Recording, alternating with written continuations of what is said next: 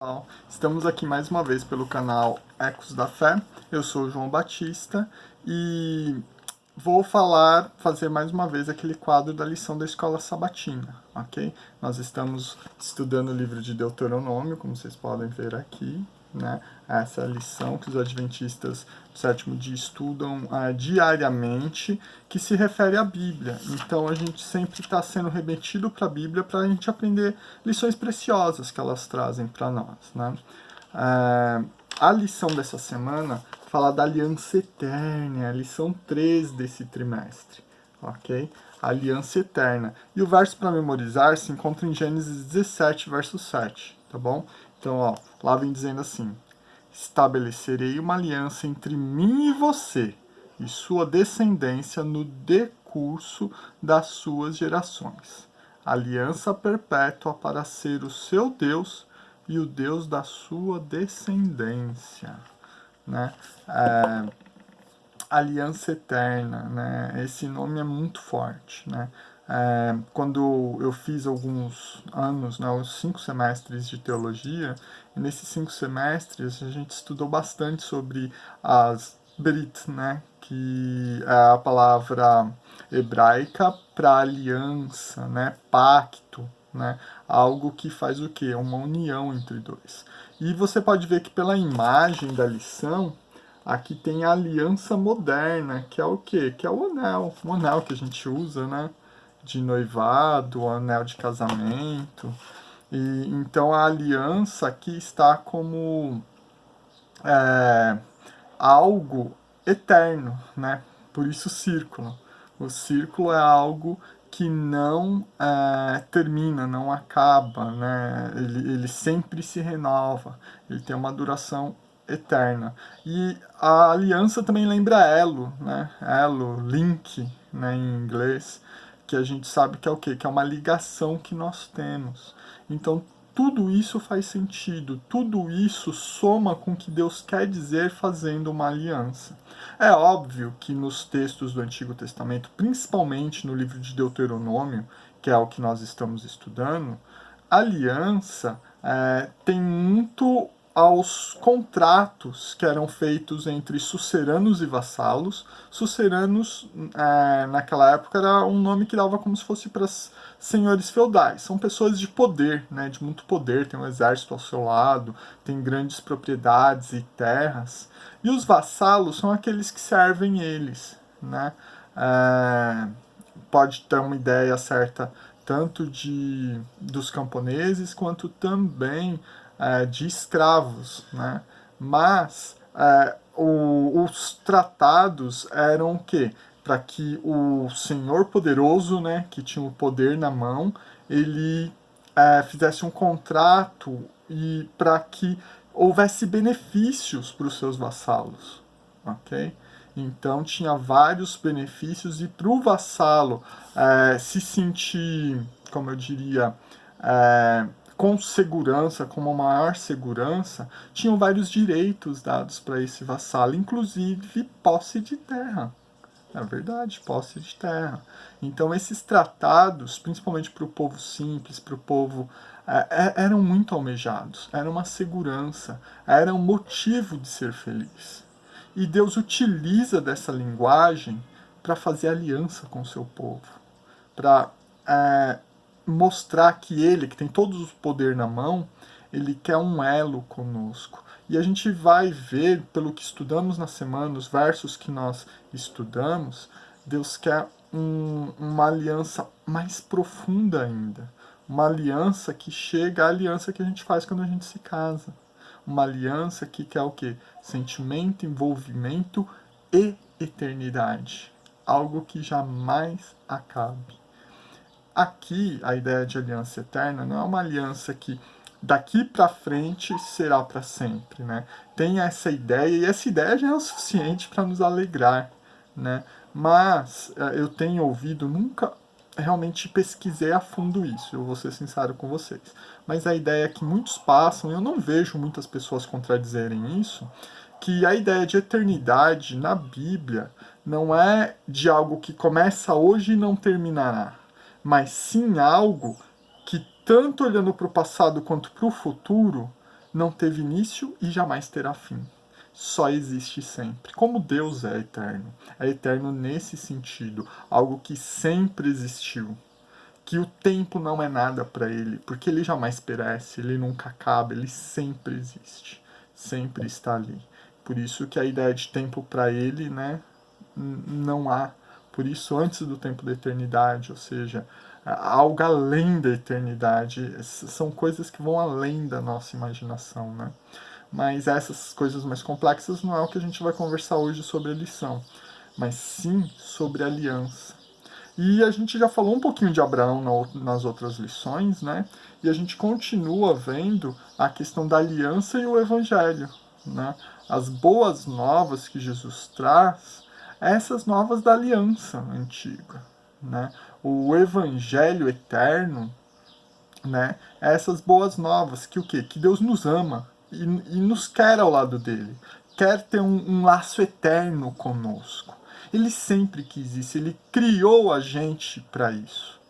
Então, essa é a boa nova e no Novo Testamento sempre vem deixando isso claro. Óbvio, mais que 1500, 1600 anos depois que a Bíblia começou a ser escrita, isso deixa um impacto, não um impacto, eu diria que uma atualização de um sentimento, de um desejo de Deus que sempre existiu, que é Deus e suas criaturas viverem em harmonia, né, em amor, em compreensão uma com as outras. Então, isso é o desejo de Deus para conosco. A aliança, né, se a gente for pegar detalhes da aliança, né, se você pegar desde Abraão, apesar da parte poderosa, da parte que faz a aliança funcionar, né, ser Deus, né, dependermos de Deus, porque só por nós, se não tiver a boa vontade de Deus, se não tiver o desejo de Deus, porque todo o poder está nele, então se não tiver nele, as coisas não andam, né? Então a gente não tem poder nem méritos para fazer essa aliança dar certo, né? Mas isso não quer dizer que ao aceitarmos e crermos que Deus é bom, que Deus quer entrar em aliança conosco, quer ter um elo profundo conosco, a gente fique sentado sem fazer nada. Afinal, imagine, né? Eu imaginei essa situação aqui, né? Meus filhos gostam muito de videogame, eu também estou um pouquinho envolvido em videogame, até um pouco por causa deles, e também lembrando da minha época de adolescência, dos 11 aos 14 anos eu mexia bastante com videogame, e quando eu mexo ainda é para lembrar aquelas épocas. Mas imagine que o seu filho, né, você promete para o seu filho um Nintendo Switch, um dos videogames mais cobiçados atualmente, né? Ele principalmente para crianças mesmo e jovens adolescentes, até uma faixa dos 13, 14 anos, seria um sonho de consumo muito bom. E você se compromete com ele, olha, quando chegar o Dia das Crianças, né, no caso já passou, ou então o Natal que ainda tá para vir, né, eu vou, né, é, dar de presente para vocês um Nintendo Switch, ok? Então, se, né, é, o seu filho confia na sua palavra, se você promete e ele sabe que você vai cumprir, ele não vai esperar receber o presente para começar a se organizar até para recebê-lo. Ele provavelmente já vai ver os jogos, já vai começar a ver o que ele vai querer comprar, entendeu? Muitos já vão organizar sua mesadinha, seu dinheirinho para comprar equipamentos ou preparar jogos ou ver algumas coisas que ele pode fazer, né? Então, ele já vai viver em função a isso, já vai se organizar em função a isso. E se ele quer muito isso, você já começar a dar algumas regrinhas para ele, né? Olha, mas tendo o Nintendo Switch, você tem que cuidar assim, tem que fazer aquilo. Para se organizar bem, você tem que fazer seus deveres, não pode viver sempre em frente à tela da TV, entendeu? Porque isso não faz bem para você, né? Então, tem um conjunto de regras que pode acompanhar para que aquilo seja uma bênção e não uma maldição. Porque um presente ele pode ser tanto uma bênção quanto uma maldição. Então, o que, que a gente deduz disso? Ele vivendo e querendo muito aquilo e se sentindo grato desde já ele já vai começar a viver aquilo e a obedecer. Né? Obedecer porque aquilo é bom, aquilo faz bem, entendeu? Então, a obediência, ela é clara para quem crê. E a gente vê que na Bíblia, né, desde que do capítulo 15 de Gênesis, no verso 8, se eu não me engano, mostra, 8 ao verso 6, mostra que Deus ele imputa a justiça, ele dá a justiça, ou seja, é visto como justo aquele que crê na palavra de Deus. Quando Deus falou, ó, vou dar a terra para sua descendência e será uma posse eterna, outra coisa que remete aos tratados lá, hititas, na Mesopotâmia e tudo mais, ele fala, é uma posse eterna, nunca vai passar dos seus filhos, entendeu? Ele acredita. Ele acredita. E isso tornou quem? Abraão justo perante Deus. É o fato de crer, né? Não de merecer. Merecer é outra coisa, é como se fosse um salário. E isso está em Romanos, né? Romanos, no capítulo 4, né? A gente pode ver lá que Paulo fala, se você faz algo, o que você recebe é salário, né? O que você recebe é tudo que foi combinado, que foi merecido e acabou. Né? Mas nós não recebemos por nenhum mérito, nós recebemos porque cremos. Né? A questão não é que Deus iria dar ou não dar, é que se nós não cremos, vivemos como se aquilo não existe. Eu lembro que eu assisti um filme há pouco tempo, é Impacto Profundo, né? E uma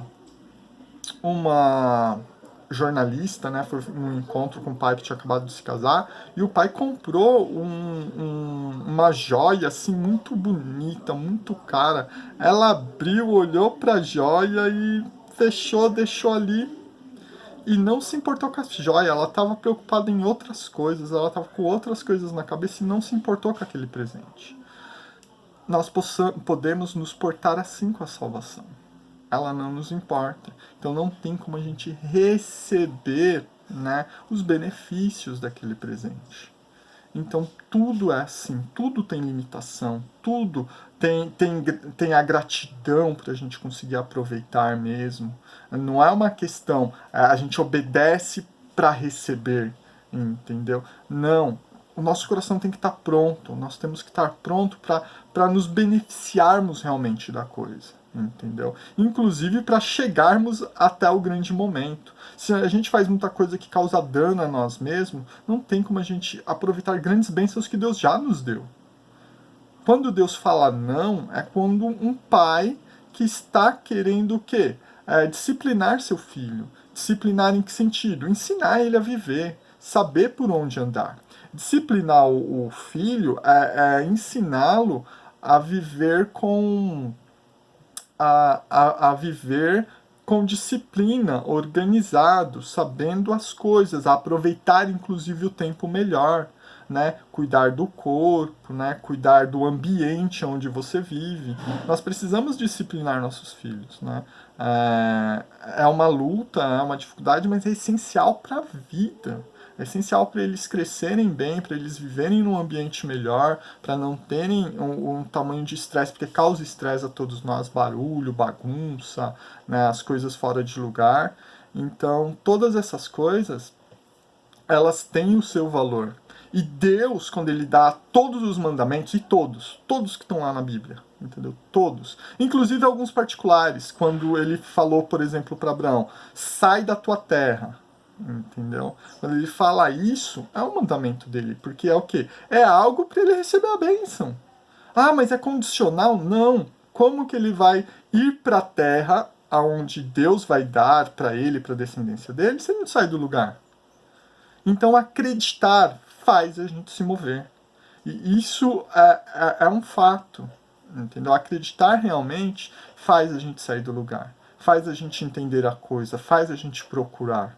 Quando a gente duvida, mas a coisa é muito boa, você pode procurar para ter certeza, porque a coisa é muito boa. Por exemplo, nossa, meu pai nunca fez uma promessa assim, será que eu posso confiar ou não dele me dar um Nintendo Switch?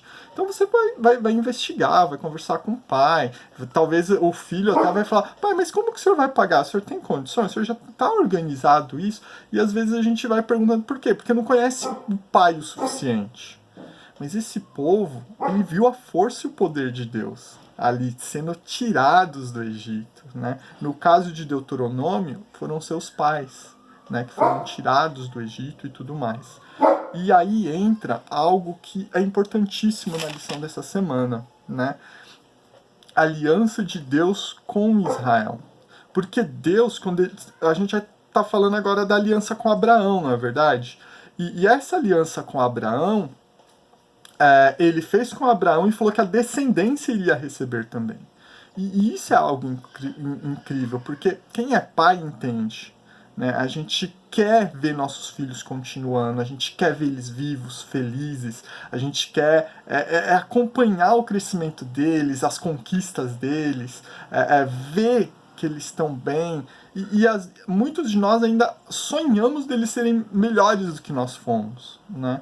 Que é até uma certa pressão em cima dos nossos filhos, que ao menos a gente não deve jogar neles, tá? Mas eu sei que é um desejo comum.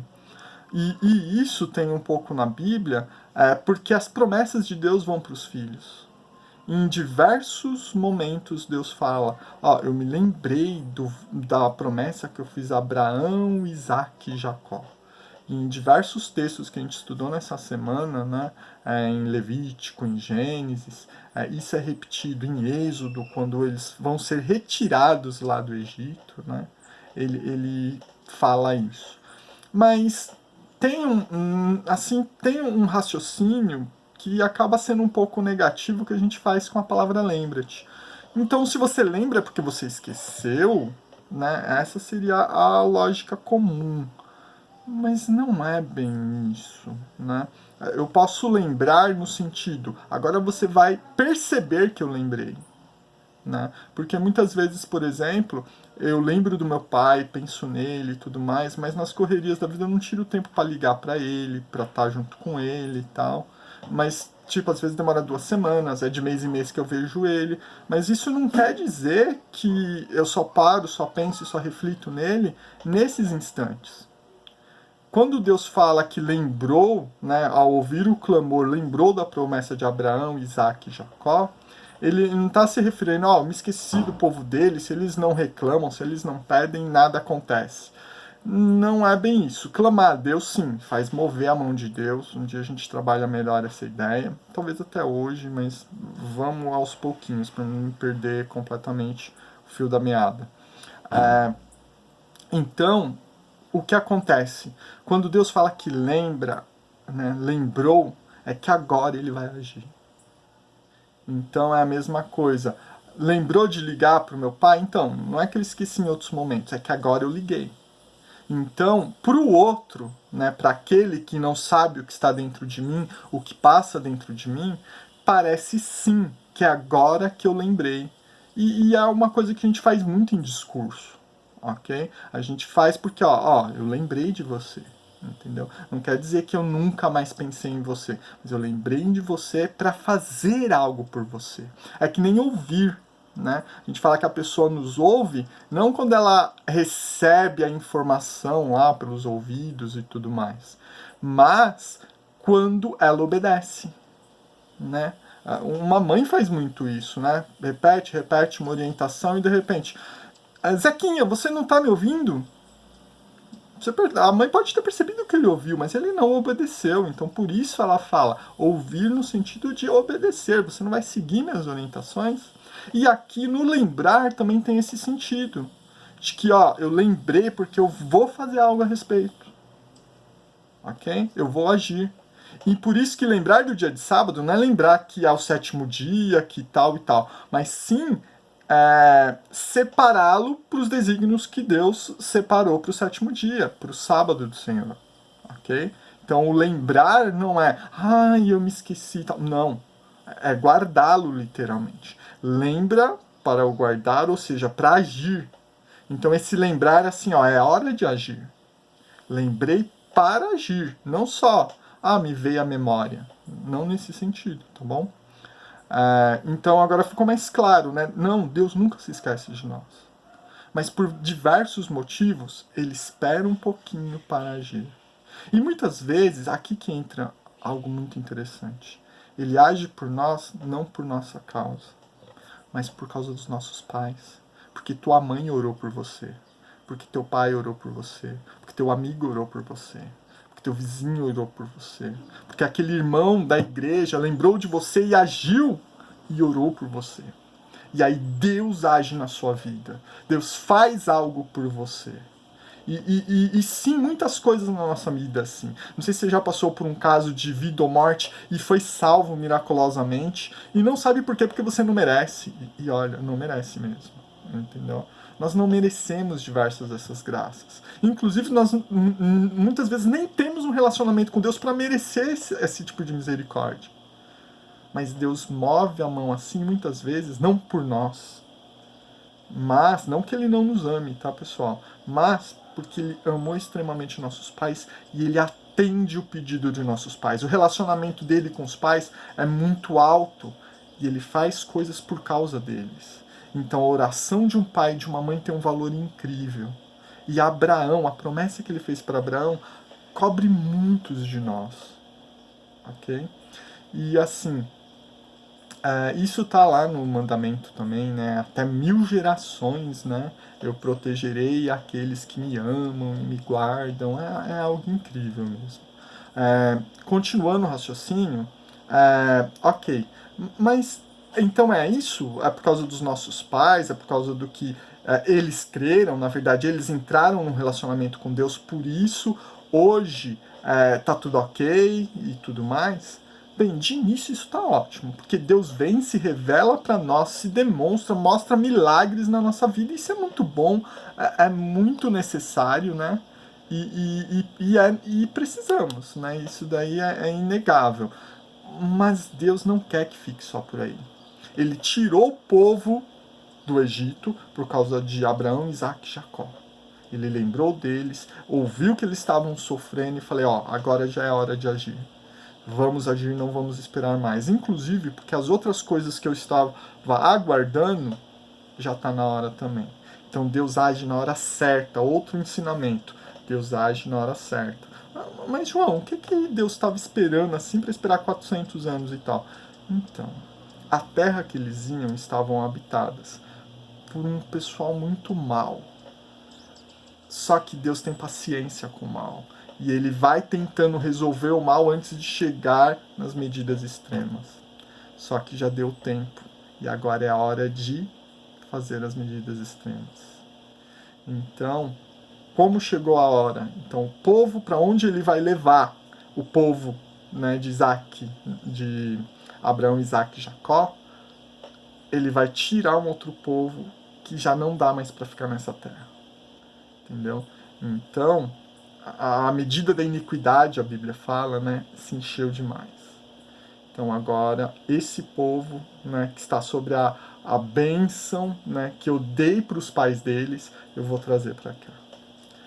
Só que quando a gente é abençoado por causa dos nossos pais, Deus não quer que fique por aí. Tanto até que em Deuteronômio, no capítulo 6, no capítulo 5, fala da nova aliança. Né? Uma aliança que foi feita onde? No Sinai, onde Deus face a face, né? Face a face porque ele falou e o povo ouviu, né? Não queria ouvir, mas ouviu, né? Ele proclamando lá daquele monte fumegante, né? Em Horebe, né? Um monte chamado Sinai, ele proferiu todos os 10 mandamentos, né? E lá ele fez uma aliança. E qual é a aliança de Deus para com todos? Vocês vão ser meu povo e eu seu Deus. Nós teremos um relacionamento de povo e Deus. E é isso, né, que Deus quer, um relacionamento entre nós e Ele, como povo também, como um povo unido que serviria para o quê? Para glorificar a Deus no mundo inteiro. Essa era a função de Israel. E é a função de cada um de nós que se une a Israel até hoje, ok? Porque Israel ainda existe. Israel, e eu não estou falando do Estado de Israel, né, que está lá em Jerusalém e tudo mais, não é esse Estado, não esse Estado físico, entendeu? Mas todos os filhos de Deus se uniram a Israel. Todos.